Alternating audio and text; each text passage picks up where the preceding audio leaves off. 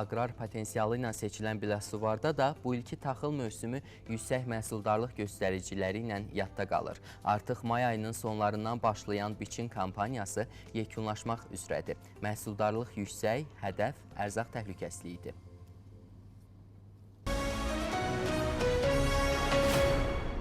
Potensial məhsuldarlığı təxminən 100 sentinerə qədər olan yüksək reproduksiyalı taxıl sahələrindən birindəyik.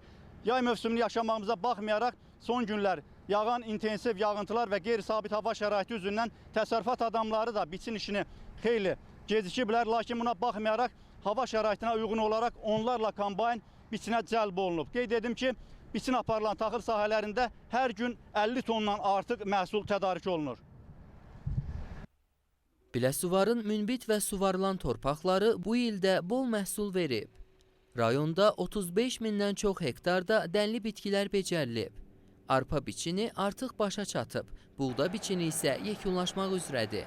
Bugünədək ümumilikdə 115 mindən çox ton taxıl tədarik olunub. Orta məhsuldarlıq isə hər hektardan 34,7 sentner təşkil edir. Hazırda biçin davam edən təsərrüfatlardan biri də toxumçuluq üzrə mütəxəssis aqronom Mirsahib Zəkiyevin sahəsidir. Burada becərilən Qobustan sortundan hər hektardan 60 sentnerə yaxın məhsul götürülməsi gözlənilir ki, bu da düzgün aqrotexniki qulluq şəraitinin nəticəsi kimi qiymətləndirilir. Əsas məqsəddə 26-cı il, 30-cu ilə qədər olan müddətdə Azərbaycan Respublikasında aqrar sahənin sürətli inkişafına nail olmalıdır. Əsas deməli, ölkədə ərzaq təhlükəsinin təmin olunması üçün taxılçılığın inkişaf olunması prioritet məsələlərdən biridir. Yəni bizim də məqsədimiz, yəni həm mütəxəssis olaraq, həm də sahibkar olaraq bu sahəyə öz töhfəmizi verməkdir. Mən özüm də artıq 20 ildir özəl toxumçuluq təsərrüfatı ilə məşğulam mən. Bizim əkdiyimiz də əsas sortlar bizim regionun torpaq iqlim şəraitinə uyğun buğda və arpa sortlarıdır. Prezidentin kənd təsərrüfatının inkişafı ilə bağlı müəyyən etdiyi prioritetlərə uyğun olaraq bu sahədə məhsuldarlığın artırılması, toxumçuluğun inkişaf etdirilməsi, su təminatının yaxşılaşdırılması və müasir intensiv texnologiyaların tətbiqi qarşıdakı dövrdə də əsas vəzifələrdən olacaq.